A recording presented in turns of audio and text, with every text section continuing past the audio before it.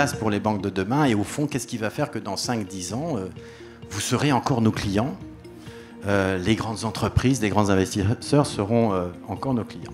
Vous êtes quand même dans un monde incroyable. Hein. C'est un monde auquel je ne pouvais pas imaginer, penser il y a 5 ans, 10 ans, que des développeurs se disent qu'ils vont mettre à disposition gratuitement des applications pour contribuer positivement au monde.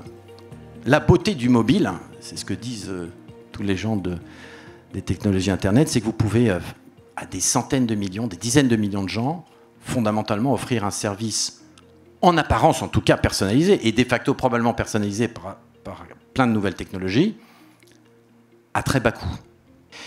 Et derrière, évidemment, à travers cette transformation numérique, vous imaginez bien, ou peut-être vous ne l'imaginez pas d'ailleurs, l'ampleur de la transformation que ça signifie en interne.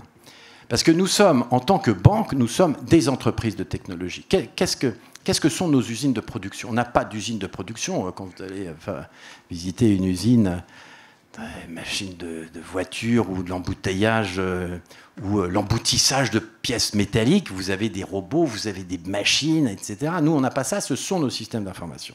Les usines de production sont les systèmes d'information.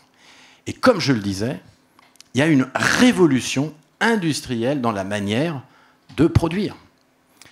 Et ce qui impose non seulement des changements technologiques, s'approprier toutes ces nouvelles technologies, leur utilisation, mais presque peut-être d'abord un changement culturel de l'ensemble de l'entreprise, parce que, une nouvelle fois, ces changements technologiques doivent être avant tout tirés par les gens de métier.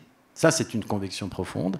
C'est en étant proche des clients, en comprenant leurs besoins et l'évolution de leurs besoins, que nous saurons effectivement développer ces applications nouvelles, ces nouvelles technologies au bénéfice de ces clients et pour leur satisfaction. Et ça exige, encore une fois, une proximité nouvelle dans la conception des services, de l'offre, qui fait que l'informatique devient au cœur, encore plus au cœur de la conception des produits. Vous avez aujourd'hui la capacité de saisir la totalité des transactions, par exemple en crédit consommation, sur une année entière du réseau Société Générale, ça en fait quelques millions, hein, et par des traitements de données, par des techniques qui vous permettent ensuite d'identifier les anomalies, de regarder les connexions bizarres, d'aller beaucoup plus vite et de manière exhaustive sur une situation qui, y compris avec votre expérience de banquier, appelle un complément d'investigation qui peut, y compris ensuite, signifier d'envoyer des gens sur le terrain pour aller vérifier s'il n'y a pas un problème spécifique, un circuit de blanchiment ou je ne sais quoi, compte tenu de ces anomalies. On va vers une révolution des compétences de manière générale, au-delà du nombre d'agences, une révolution des compétences qui nous laisse penser que 3/4 de nos personnels vont totalement changer de métier. Et donc il y a un enjeu de formation, de transformation des organisations qui est gigantesque. Elle était peut-être nécessaire si vous aviez besoin d'aller chaque jour déposer un chèque, chaque jour retirer de l'argent, chaque jour, je ne sais pas, faire une transaction simple. Statistiquement, comme je l'ai dit, vous n'y allez plus en agence, ou vous n'y allez peut-être qu'une ou deux fois par an pour discuter épargne, un peu quand vous allez voir votre médecin de famille pour une visite médicale de routine, ou quand, par exemple, vous voulez emprunter pour acheter votre appartement. On a donc, face à une densité moindre de besoins, d'offres, on peut s'offrir le luxe que la densité passe de 300 à peut-être 900 mètres. Parce que pour quelque chose d'important, je pense que vous ferez l'effort modeste de faire 3 stations de métro ou de marcher 15 minutes au lieu de 5 ou 2 minutes. Vous voyez, donc, comme quand même on a un souci économique, hein, on est dans un monde où le bénéfice des nouvelles technologies qui va réduire les coûts, il va vous être donné. C'est vous qui allez profiter de ça, des baisses de facto de tarifs. Nous, il faut qu'on adapte nos coûts.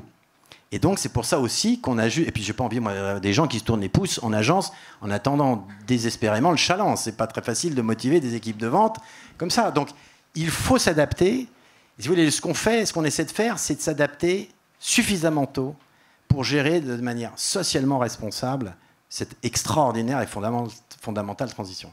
Moi, ma plus grande fierté, ce serait si je quitte cette Société Générale en me disant, eh ben oui, les réseaux se sont complètement transformés, mais tous les salariés, on leur a trouvé une solution dans ce monde nouveau qui va être bouleversé.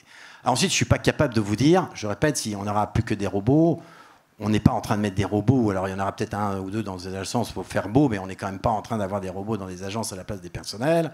Voilà, ça va prendre un peu de temps. D'une manière générale, hein, à chaque fois qu'on dit il va se passer une révolution dans 2 ans, en général, c'est un peu plus long que prévu. Hein. Donc, soyons aussi conscients de la transition des comportements. Et probablement, pendant un certain temps, il faudra aussi une offre assez diversifiée. Je ne crois pas beaucoup aux crypto-monnaies. Je ne crois pas, en tout cas pas au Bitcoin. Notamment parce que, en tout cas, une monnaie qui reposerait sur l'anonymat de la transaction dans le monde dans lequel on est aujourd'hui, je pense, ne fonctionnera pas durablement.